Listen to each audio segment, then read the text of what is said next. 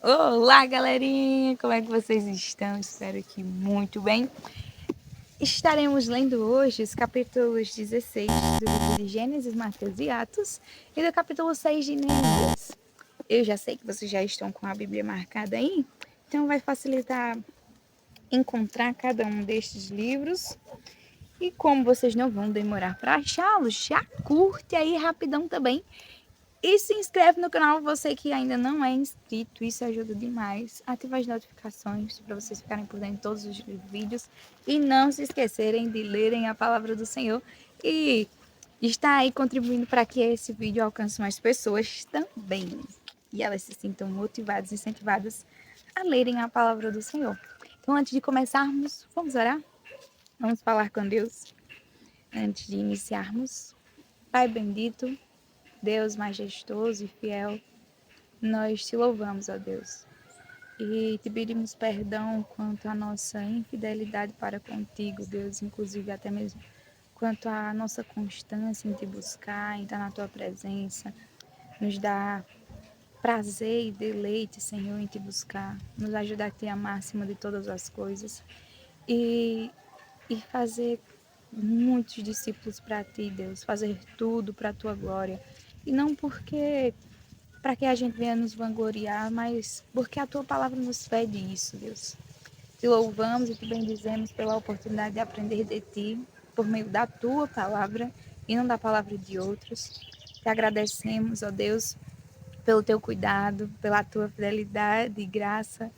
Fala conosco, nos dá do teu entendimento, nos permite compreender aquilo que o Senhor já disse, que o Senhor já revelou. Nos ajuda, ó Deus, dá-nos entendimento. É assim que nós te oramos. Em nome de Jesus. Amém. Vamos lá? Capítulo 17 de Gênesis. Quando Abrão atingiu a idade de 99 anos, o Senhor apareceu a ele e disse: Eu sou o Deus Todo-Poderoso. Ande na minha presença e seja perfeito. Farei uma aliança entre mim e você e darei a você uma descendência muito numerosa. Abrão se prostrou com o rosto em terra e Deus lhe falou: Quanto a mim, esta é a minha aliança com você. Você será pai de muitas nações. O seu nome não será mais Abrão, e sim Abraão, porque eu o constituí pai de muitas nações. Farei com que você seja extraordinariamente fecundo. De você farei surgir nações, e reis procederão de você. Estabelecerei uma aliança entre mim e você e a sua descendência no decurso das minhas gerações. Aliança perpétua, para ser o seu Deus e o Deus da sua descendência. Darei a você e à sua descendência a terra onde você agora é estrangeiro, toda a terra de Canaã, como propriedade perpétua, e serei o Deus deles. Deus disse ainda a Abraão: Guarde a minha aliança, você e a sua descendência, no decurso das suas gerações. Esta é a aliança que vocês guardarão entre mim e vocês e a sua descendência. Todos do sexo masculino que estão no meio de vocês deverão ser circuncidados. Vocês devem circuncidar a carne do prepúcio, e isso servirá como sinal de aliança entre mim e vocês. O menino que tem 8 dias será circuncidado entre vocês. Todos do sexo masculino, nas suas gerações, devem ser circuncidados. Também o escravo nascido em casa e o comprado de qualquer estrangeiro, que não for da sua linhagem. Devem ser circuncidado o que nasceu em sua casa e o que você comprou com o dinheiro. A minha aliança estará na carne de vocês, e será aliança perpétua. O incircunciso que não tiver sido circuncidado na carne do prepúcio deve ser eliminado do meio do seu povo, pois quebrou a minha aliança. Deus disse a Abraão: A Sarai, sua mulher, você não chamará mais de Sarai, porém de Sara. Eu a abençoarei e darei a você um filho que nascerá dela. Sim, eu a abençoarei, e ela se tornará nações. Reis de povos procederão dela. Então Abraão se prostrou com o rosto em terra e riu, dizendo consigo mesmo: Pode nascer um filho de um homem de 100 anos? E será que Sara, com seus 90 anos, ainda poderá dar à luz? Então Abraão disse para Deus: Quem dera que Ismael vivesse sob a tua bênção. Deus lhe respondeu: Na verdade, Sara, a sua mulher, lhe dará um filho, e você o chamará de Isaque. Estabelecerei com ele a minha aliança perpétua para a sua descendência. Quanto a Ismael, eu ouvi o pedido que você me fez. Vou abençoá-lo. Farei com que se seja fecundo e multiplicarei extraordinariamente. Ele será pai de 12 príncipes, e dele farei uma grande nação. Mas a minha aliança eu estabelecerei com Isaque, o filho que Sara dará à luz para você neste mesmo tempo, daqui a um ano. Quando acabou de falar com Abraão, Deus se retirou dele, elevando-se.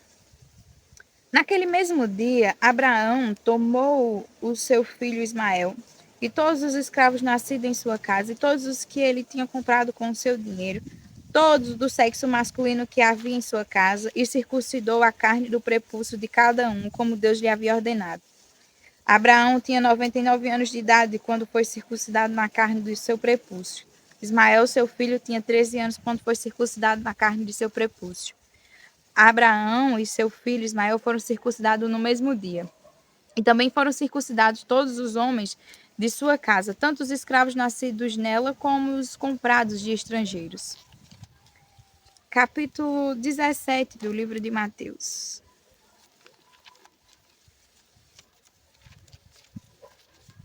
Seis dias depois, Jesus tomou consigo Pedro e os irmãos Tiago e João e os levou em particular a um alto monte.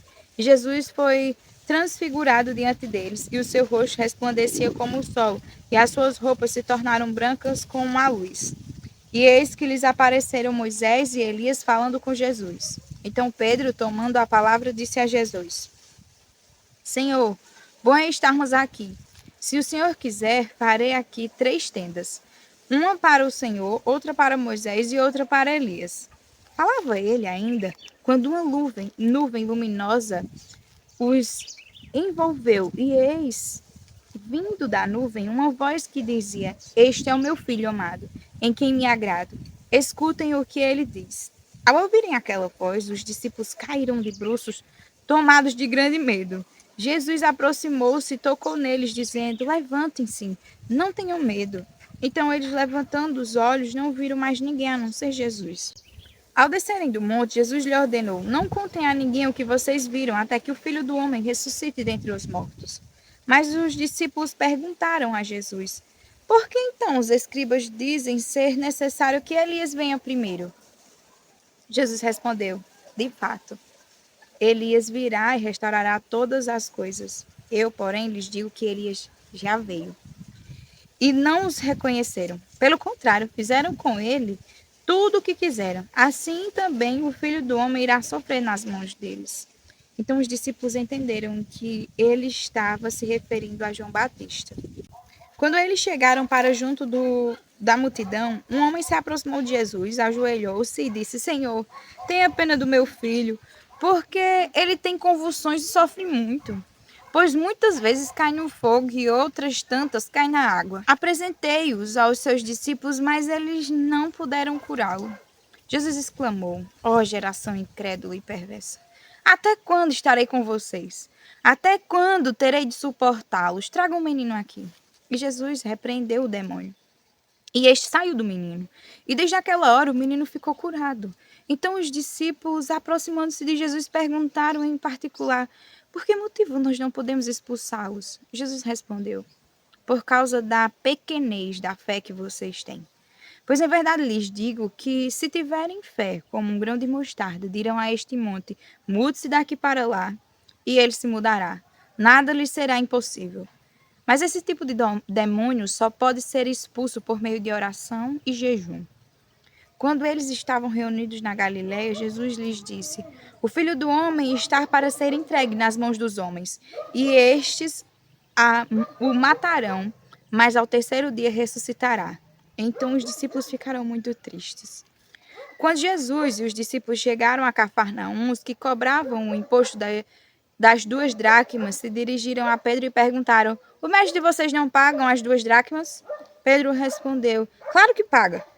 Quando Pedro estava entrando na casa, Jesus se adiantou, dizendo: Simão, o que você acha? De quem os reis da terra cobram imposto ou tributo? Dos seus filhos ou dos estranhos? Quando Pedro respondeu dos estranhos, Jesus lhes disse: logo, os filhos estão isentos.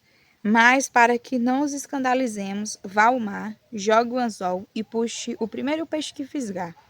Ao abrir a boca do peixe, você encontrará uma moeda. Pegue essa moeda e entregue aos cobradores para pagar o meu imposto e o seu. Capítulo 7 do livro de Neemias.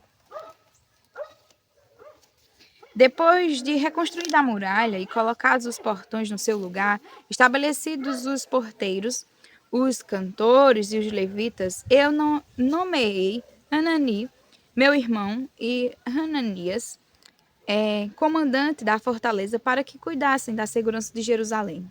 Ananias era homem fiel e temente a Deus, mais do que muitos outros. E eu lhes disse: os portões de Jerusalém não devem ser abertos antes que o sol faça sentir o seu calor. E os portões devem ser fechados e trancados enquanto os guardas ainda estão ali. Escolham guardas entre os moradores de Jerusalém, alguns para que fiquem nos postos de guarda e outros para que fiquem em frente das suas próprias casas. A cidade era espaçosa e grande, mas havia pouca gente nela, e as casas ainda não haviam sido reconstruídas. Então, o meu Deus me pôs no coração que ajuntasse os nobres, os magistrados e o povo para registrar genealogias. Achei o livro da genealogia dos que foram os primeiros a voltar do cativeiro e nele estava escrito: estes são os filhos da província que voltaram do cativeiro, do meio dos exilados que Nabucodonosor, rei da Babilônia, tinha levado para lá. Eles voltaram para Jerusalém e para Judá, cada um para a sua cidade. E vieram com Zorobabel, Jesua, Neemias, Azarias, Ramaías, Naamani, Mordecai, Bilzan, Misperete, Bigvai, Neum e Baaná. Eis o número dos homens do povo de Israel. Os filhos de Parós, 2.172. Os filhos de Cefatias, 372. Os filhos de Ará, 652. Os filhos de Paate e Moabe, dos filhos de Jesua e de Joade, 2.818. Os filhos de Elão, 1.254. Os filhos de Zatu, 845. Os filhos de Zacai, 760. Os filhos de Binui, 648. Os filhos de Bebai, 628. Os filhos de Asgade, 2.322. Os filhos de Adonicão, 667. Os filhos de Bigvai, 2.067. Os filhos de Adim, 655. Os filhos de Ater, da família de Ezequias, 98.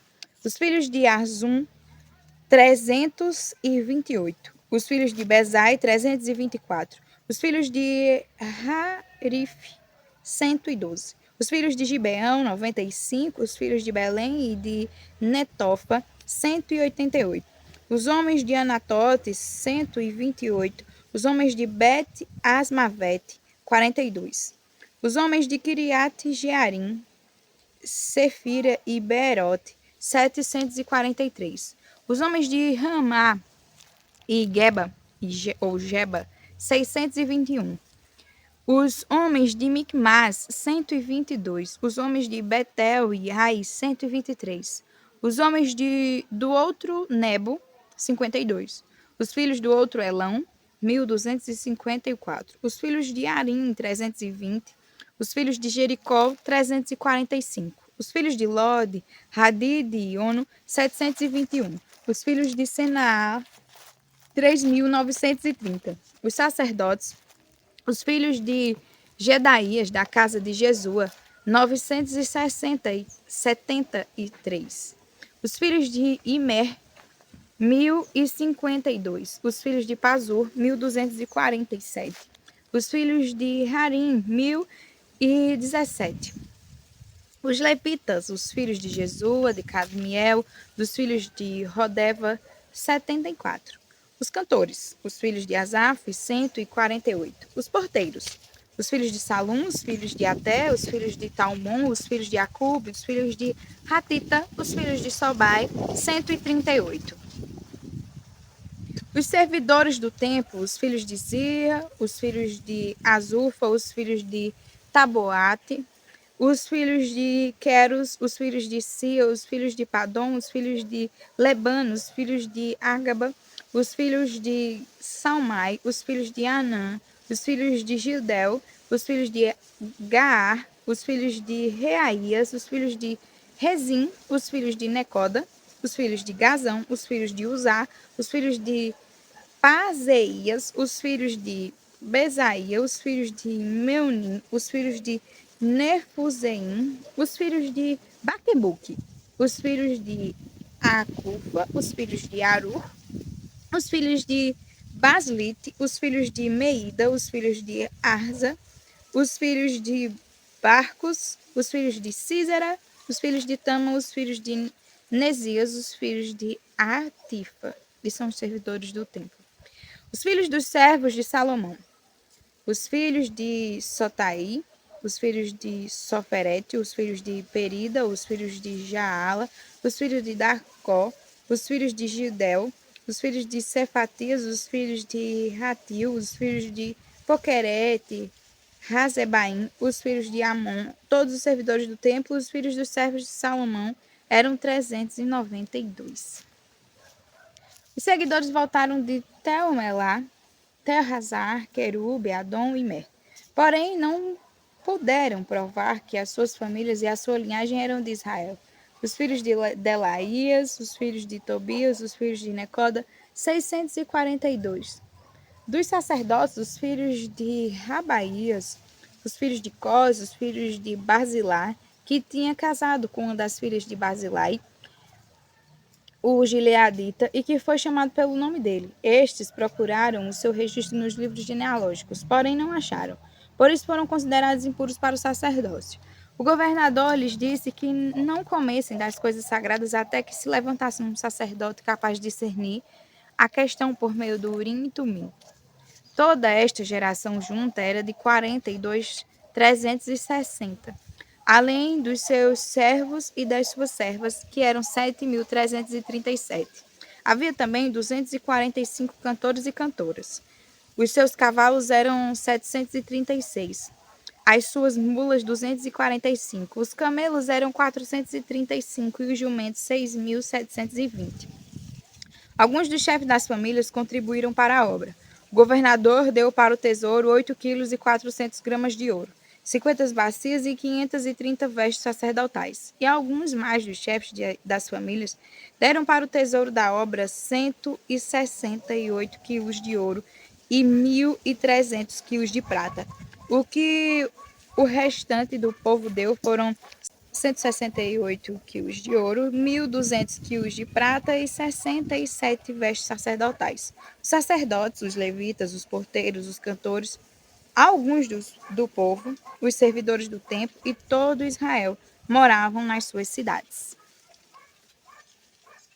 Capítulo 17 do livro de Atos. Tendo passado por Anfípolis e Apolônia, Paulo e Silas chegaram a Tessalônica, onde havia uma sinagoga dos judeus. Saulo, segundo seu costume, foi procurá-los e por 3 sábados discutiu com eles a respeito das Escrituras, expondo e demonstrando ter sido necessário que o Cristo padecesse e ressuscitasse dos mortos. Paulo dizia: Este Jesus, que eu anuncio a vocês, é o Cristo. Alguns deles foram persuadidos e se juntaram a Paulo e Silas. O mesmo aconteceu com numerosa multidão de gregos piedosos e muitas mulheres importantes. Os judeus, porém, movidos de inveja, trazendo consigo alguns homens maus entre a malandragem, reuniram uma multidão e provocaram um tumulto na cidade. E atacando de surpresa a casa de Jason, procuravam trazer Paulo e Silas para o meio do povo. Porém, não os encontrando, arrastaram Jason e alguns irmãos diante das autoridades, gritando: Estes que provocam tumulto em todo o mundo chegaram também aqui. Jason os hospedou na casa dele. Todos estes agem contra os decretos de César, dizendo que existe outro rei chamado Jesus. Tanto a multidão como as autoridades ficaram agitadas ao ouvir estas palavras, porém, depois de terem recebido deles a fiança estipulada, as autoridades soltaram Jason e os outros. E logo durante a noite, os irmãos enviaram Paulo e Silas para Bereia. Ali chegados, dirigiram-se à sinagoga dos judeus. Ora, estes de Bereia eram mais nobres do que os de Tessalônicas, pois receberam a palavra com toda a avidez, examinando as escrituras todos os dias para ver se as coisas eram de fato assim. Com isso, muitos deles creram, mulheres, gregas de alta posição social e muitos homens. Mas logo que os judeus de Tessalônica souberam que a palavra de Deus era anunciada por Paulo também em Bereia, foram lá agitar e perturbar o povo. Então os irmãos fizeram com que Paulo fosse imediatamente para os lados do mar. Porém, Silas e Timóteo continuaram em Bereia. Os responsáveis por Paulo levaram-no até Atenas e regressaram trazendo ordem a Silas e Timóteo para que fossem encontrá-lo o mais depressa possível. Enquanto Paulo os esperava em Atenas, o seu espírito se revoltava em face da idolatria dominante na cidade. Por isso falava na sinagoga com os judeus e os gentios piedosos, também na praça todos os dias com os que se encontravam ali. E alguns dos filósofos epicureus e estoicos discutiam com ele, havendo quem perguntasse: que quer dizer esse tagarela? Outros diziam: parece pregador de deuses estranhos. Diziam isso porque Paulo pregava Jesus e a ressurreição. Então, tomando-o consigo, levaram-no ao Areópago, dizendo: podemos saber que nova doutrina é essa que você ensina? Pois você nos traz aos ouvidos coisas estranhas e queremos saber o que vem a ser isso. Aconteceu que todos os de Atenas e os estrangeiros residentes não se ocupavam com outra coisa senão dizer, ao ouvir as últimas novidades. Então Paulo, levantando-se no meio do Areópago, disse: senhores atenienses, percebo que em tudo vocês são bastante religiosos. Porque andando pela cidade, observando os objetos de culto que vocês têm, encontrei também um altar no qual aparece a seguinte inscrição: ao Deus desconhecido. Pois esse que vocês adoram sem conhecer é precisamente aquele que eu lhes anuncio. O Deus que fez o mundo e tudo o que nele existe, sendo ele Senhor do céu e da terra.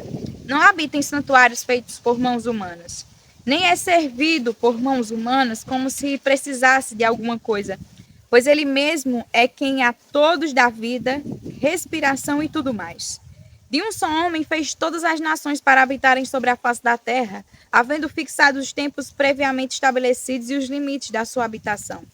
Para buscarem Deus, se porventura, tateando, o possam achar, ainda que não esteja longe de cada um de nós. Pois nele vivemos, nos movemos e existimos, como alguns dos poetas de vocês disseram, porque dele também somos geração. Portanto, visto que somos geração de Deus, não devemos pensar que a divindade é semelhante ao ouro, à prata ou à pedra, trabalhados pela arte e imaginação do homem. Deus não levou em conta os tempos da ignorância, mas agora ele ordena a todas as pessoas, em todos os lugares, que se arrependam. Porque Deus estabeleceu um dia em que julgará o mundo com justiça, por meio de um homem que escolheu, e deu certeza disso a todos, ressuscitando-os dentre os mortos. Quando ouviram falar da ressurreição de mortos, uns zombaram, e outros diziam: a respeito disso ouviremos você em outra ocasião. A essa altura, Paulo se retirou do meio deles. Houve, porém, alguns homens que se juntaram a ele e creram. Entre eles estava Dionísio, o Areopagita, uma mulher chamada Damares, e com eles mais algumas pessoas. Amém. Glória a Deus. Um excelente dia para vocês. Até amanhã para mais uma leitura da Bíblia. Deus abençoe.